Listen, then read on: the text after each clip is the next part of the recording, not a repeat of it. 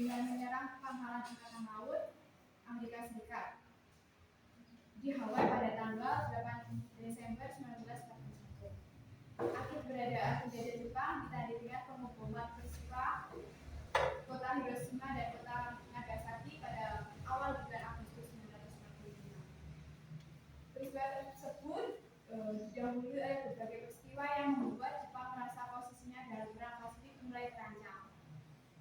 Dalam posisi sulit,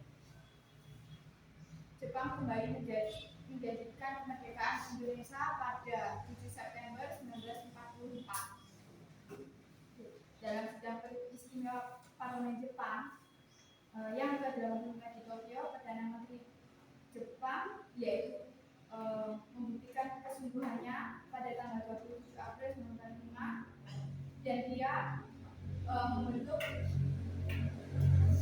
Badan Politik Usaha-usaha Persiapan Kemerdekaan Indonesia yang disingkat BPUPKI.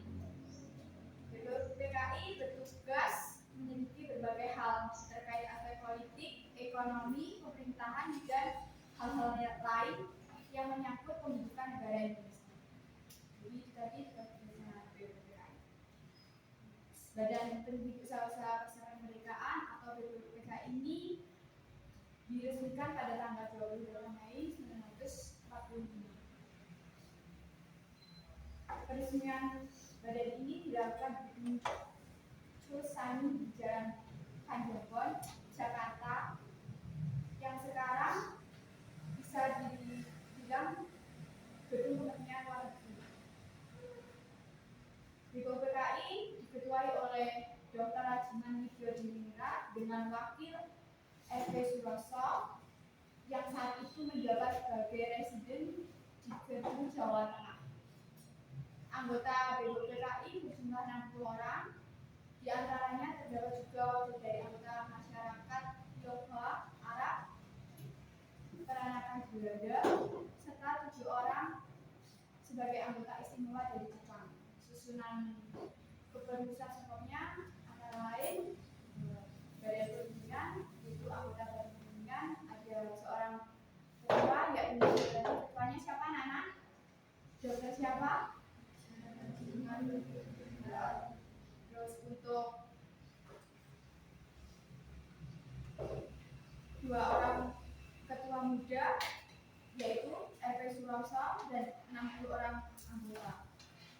7 orang Jepang itu pengurus sekolah yang akan menjadi di setiap sidang. Jadi orang Jepang itu ada 7 di setiap sidang BPUPKI apapun itu, ada perwakilan di 7 orang. Untuk ketua, tata usaha atau sekretariatnya, kantor ini dipimpin oleh R.P. Suroso dan dipandu oleh Pak Yudhito Masuda dan Mr. A.K. Wimbojidro.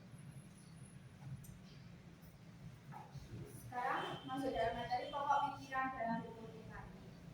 Jadi pada tanggal 29 Mei sidang pertama BPUPKI dimulai 1945. Pada sidang pertama yang dipimpin oleh Dr. Rajiman Widyodiningrat minta pandangan para anggota mengenai dasar negara Indonesia. Dan kemudian tersebut dijawab oleh para anggota sidang dengan berbagai gagasan.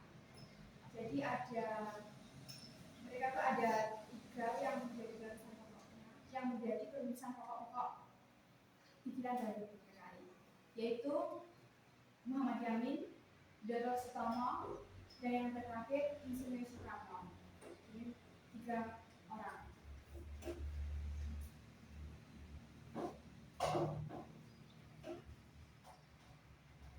Dan kita bisa lihat Muhammad Yamin yang ada asas 5 dasar negara yang digagas oleh Muhammad Yamin, yaitu perikebangsaan, yang 1, yang kedua perikemanusiaan, 3 periketuhanan, dan 4 perkerajaan, yang kelima kesejahteraan rakyat.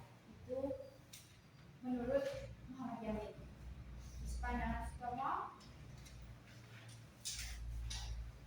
ada juga 5 asas juga, yaitu persatuan, kekeluargaan, keseimbangan lahir dan batin, musyawarah, keadilan rakyat. Dan yang terakhir, pandangan menurut Soekarno, yaitu kebangsaan Indonesia, internasionalisme atau kemanusiaan, mufakat atau demokrasi, kesejahteraan sosial, dan ketuhanan yang maha esa.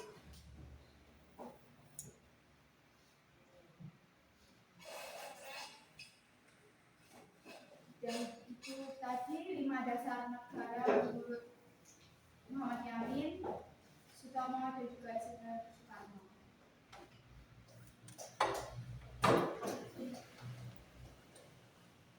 Baik anak-anak, kita ini sampai di sini dulu pelajaran materi kebangsaan Pancasila sebagai dasar negara yang tadi. Ibu mohon untuk PR-nya dikerjakan di rumah, dan nanti pada pertemuan selanjutnya dimohon semuanya sudah